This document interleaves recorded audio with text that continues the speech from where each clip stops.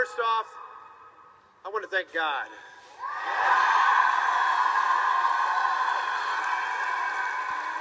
I want to thank God for his abundant grace and mercy.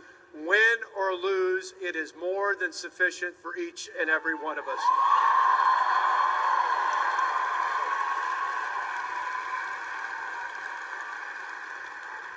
Next, I want to thank the men and women who are responsible for giving us the right to vote and all the other freedoms we hold so dear. Those men and women in uniform and all the veterans who proudly served our country.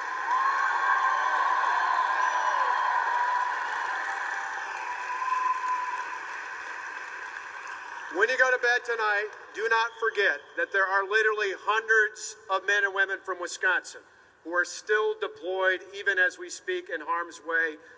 Certainly we appreciate all the great news tonight, but that's something even more incredible than what we're doing here this evening.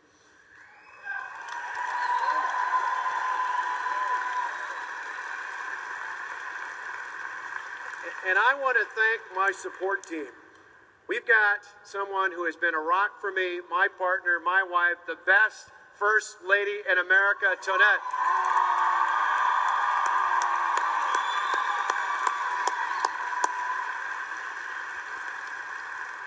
And it's amazing, but 4 years ago, Matt and Alex were just in high school, just up the way from here, at Wauwatosa East. Now they're two young men who are great leaders in their own right. They're junior and sophomore in college. We're so proud of them. Matt and Alex, thanks for all that you've gone through.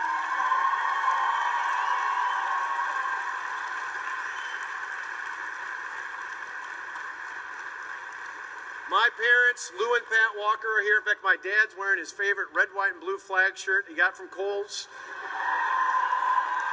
My parents are here. My brother David is here. My sister-in-law Maria is here. My beautiful nieces Isabella and Eva are here. And I want to thank all of them, plus all my cousins and aunts and uncles on both my side of the family and Tonette's side of the family. Our family has been so precious to us, and we appreciate all their love and support.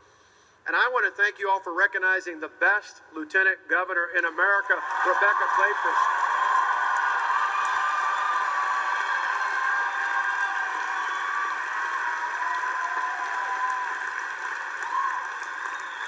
She and her husband, Joel, who's been a great asset to the state and the legislature, and is a part of that wonderful Kleefisch team. And they're two beautiful girls who told me before, Ella said to me, yes, we get to get a dress for the inaugural ball.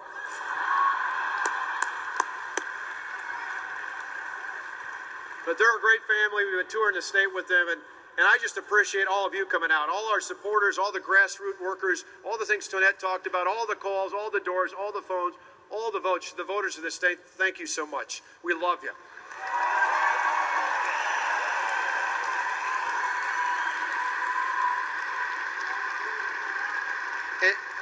And just a few moments ago, I got on the phone and took a call from Mary Burke, and I want to say thank you to her tonight.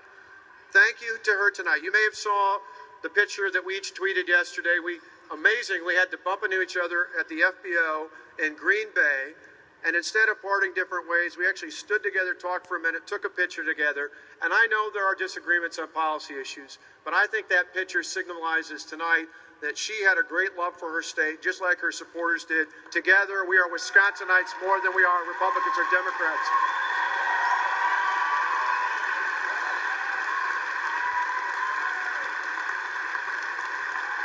Now, I want to thank you all for coming out tonight, and I want to thank the folks at home for joining in with us. And to all of you who voted for me, thank you. And for those who didn't, I hope to earn your support at least and your respect over the next 4 years, because we got a lot of work to do. It's interesting, when you think about the last couple months, if not the last couple years, it's interesting, the challenges we faced. You see, there was a group out of Washington-based special interests who thought they could spend a lot of money and a lot of time in the state and somehow convince the people of the state to be against something. I got to tell you, I'm an optimist. I believed all along if we got a positive message out that in the end, people of the state wanted to be for something, not against something. And look what happened tonight.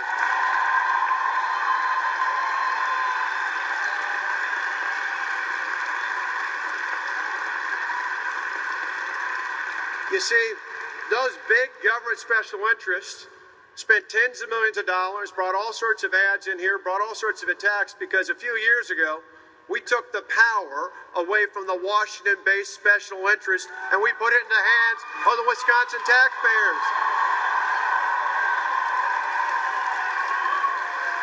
That's right. They didn't much like that, you know, because they're used to politicians that think more about the next election than they do about the next generation. We turned it around. We thought more about the next generation than we did about the next election, and the voters of the state said that's the kind of leadership we want.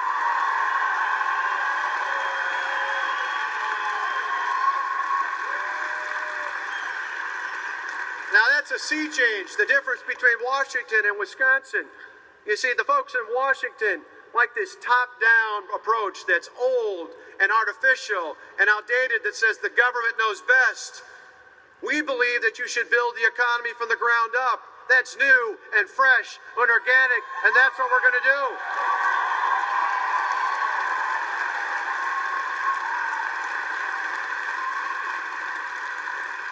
In fact, those groups in Washington, they tend to measure success in government by how many people are dependent on the government, by how many people are on unemployment, by how many people are on food stamps, by how many people are on Medicaid.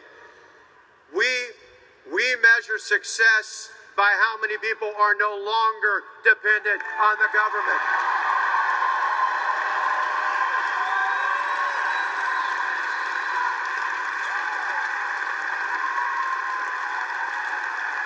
That's right. We measure success by how many people are no longer dependent on the government, not because we push them out to the cold, but because we understand that true freedom and prosperity doesn't come from the mighty hand of the government. It comes from empowering people to live their own lives and control their own destiny through the dignity that comes from work.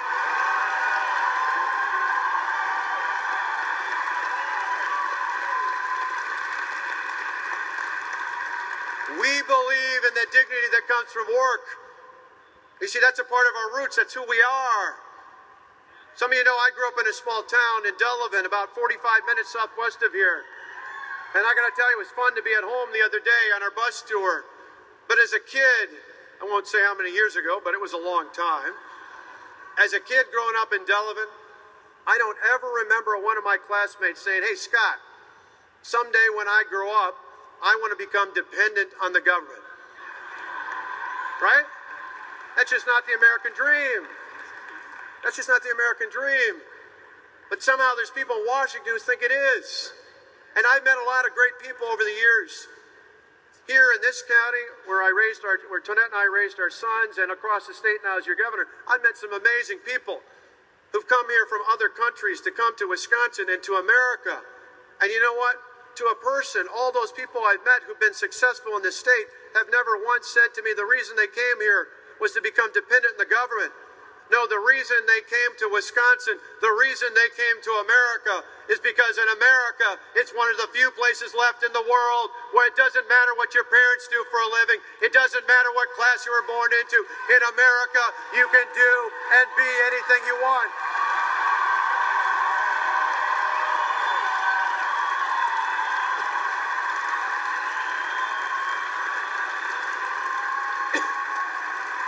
That's right.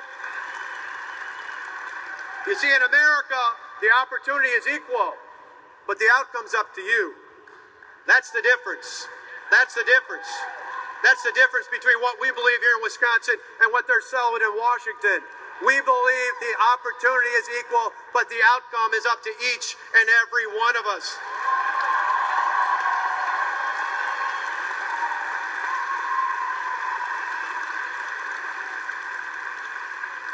And so tonight, I thank you, not only for coming out, I thank people for all across Wisconsin for tuning in.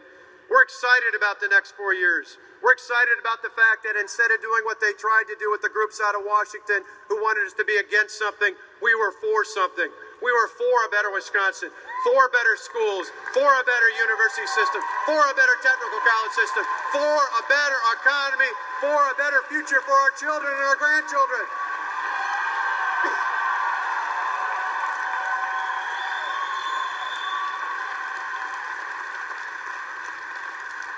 I'm an optimist. I believe here in Wisconsin and in America, we want to be for something, not against something.